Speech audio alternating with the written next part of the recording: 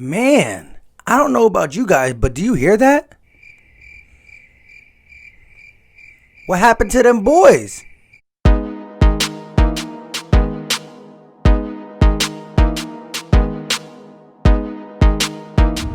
Yo, what is going on, everybody? I go by Philly Mike, and this is the Philly Talk Podcast. If you are new to the channel and love talking Philly sports every single day, well, go right ahead and hit that subscribe button. And make sure you turn on post notifications so you know when I go live or drop some content. Notification gang. Appreciate you guys. On that note, if you realize that this offense has been struggling in the second and third quarter and can't wait for it to get life back when it plays the Dallas Cowboys, smash that like button.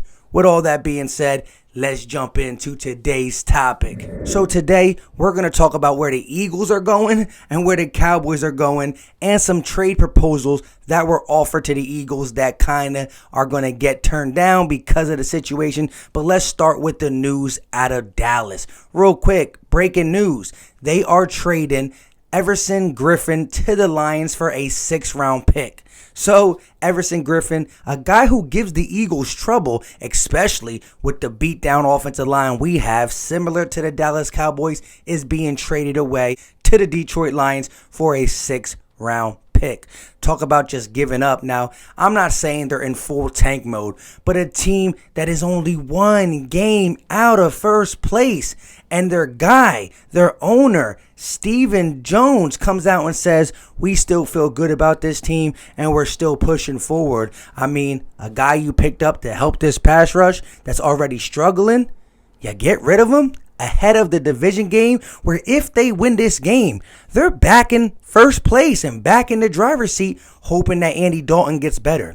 But this shows that they don't have no confidence in Andy Dalton, no confidence in Ben DiNucci, no confidence in this coaching staff or this 2020 Dallas Cowboys team. So like I said, as the Eagles are pointing up, getting healthy, and possibly might be willing to part ways with some guys, but also bring a guy in if it fits the need, the Cowboys are totally in sell mode. But they're really only trying to sell the guys who were supposed to be here 1 year, because 2020 to them is a total fail.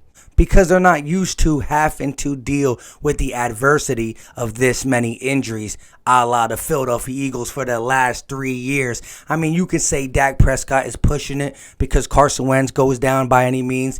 We'll feel some type of way as well. But we dealt through injuries. And I got to say, they weren't killing everybody with Dak Prescott. They were scoring a lot of points and getting a lot of offense, but they weren't killing people. So they only had one win with Dak, and Dak, I guess, got them to win against the Giants, even though Andy Dalton drove him down the field for the game-winning field goal or whatever it was. However, the Philadelphia Eagles will take care of business on Sunday. I mean, if we do not win this game, well, then we are the exact same way, and we better just throw everything away and start brand new. I'm talking Howie, Jim, Doug got to get criticized. Every player, every person got to get criticized on this team if we can't come out with a W Sunday night.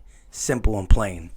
Now, I want to talk about this Zach Ertz news. Like I said a couple videos ago, Zach Ertz won't be traded because he's going to be on IR through November 3rd when the deadline is done. He won't be back till week 11, and the trade deadline is either week 8, 9 or something like that. It's November 3rd, and he won't be available to be traded. But now, Bleeding Green Nation and a bunch of people on Twitter have leaked that the Baltimore Ravens, the Green Bay Packers, and a handful, not a little, a handful of other trade offers had came in for Zach Ertz. But we couldn't get it done. We must have not found one that suited us, and we couldn't get it done. And oops, Zach Ertz is hurt, and I did hear a story that they tried to keep him off IR a couple of days to see if they could move him real quick, and it just didn't work out. So blame Howie, blame whoever you want, blame Zach Ertz, I don't know, but it didn't get done. Now, we all know that Zach Ertz won't be a Philadelphia Eagle in 2021, 2022. I mean, he's going to finish this year out as an Eagle. But in the offseason, you got to part ways with him. Try to get something back before you let him walk at the end of 2021. Now, I want to talk about Zach Ertz and his play. Early this season, he was bad. He's been bad almost every game. You're not seeing the production that we're used to from Zach Ertz. He's dropping balls that he never did before, but he's been struggling.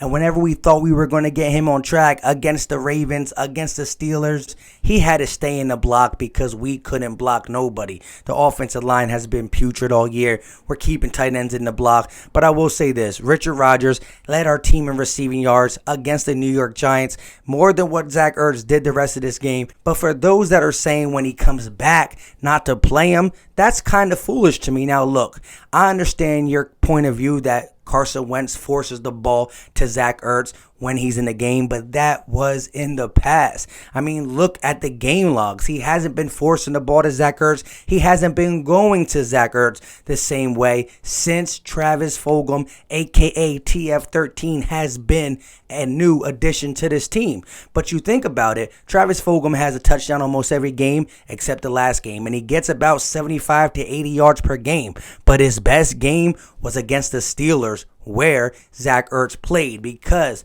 if a team still respects Zach Ertz, hey, they must respect Zach Ertz enough for a handful of offers. The Packers, the Ravens, contenders. So if we play a team that is a contender, they will roll bracket coverage, give their best corner, double team him, and that's going to open up lanes for Miles Sanders, Dallas Goedert, Greg Ward, TF13, you name it, he'll open it up. So I still believe when he comes back off of IR, week 11, week 12, we got to use him. We got to use him and show the teams out there that he still got some talent, while we get other people involved as well, start to fade him out, but still show his value. And then we go ahead and move him in the offseason. That's where we're at. It's a business. This is a business. And at the end of the day, we got to support the Shield 100%. And Zach Ertz is going to be a business decision in the offseason. Simple and plain.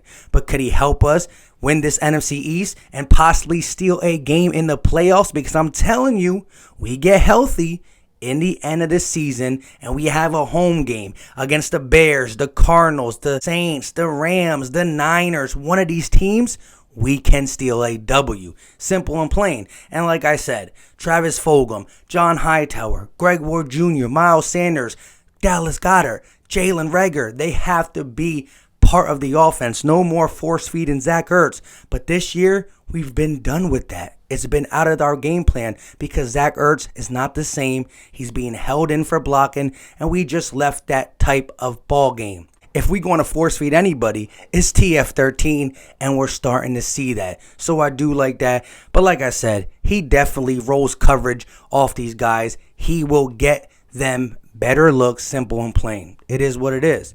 But that's all I got for today. I should be going live around 8 or 8:30 tonight. Want to chop it up with you guys, talk about some of these moves. But until then, let me know your thoughts in the comment section that the Dallas Cowboys are getting rid of Everson Griffen, a guy who gave the Eagles trouble. He hasn't been that great this season, but he gives the Eagles trouble. They're getting rid of their one-year players because they're done with 2020. It is what it is, though. Let me know your thoughts about the Eagles selling at the trade deadline. Let me know your thoughts about the Eagles buying at the trade deadline. And let me know your thoughts about Zach Ertz. We know that he's not going to be an Eagle after this season, but how do you feel about him coming back? And when he comes back, would you like him in the lineup, or would you like us to sit him the rest of the year? Now I'm saying Dallas Goedert got to get his. Don't get me wrong. Don't get me wrong. But I still believe Zach Ertz will cause confusion for the defense and free up a bunch of other guys. That's just how I feel.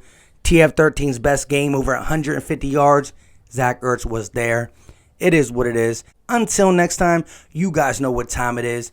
We out.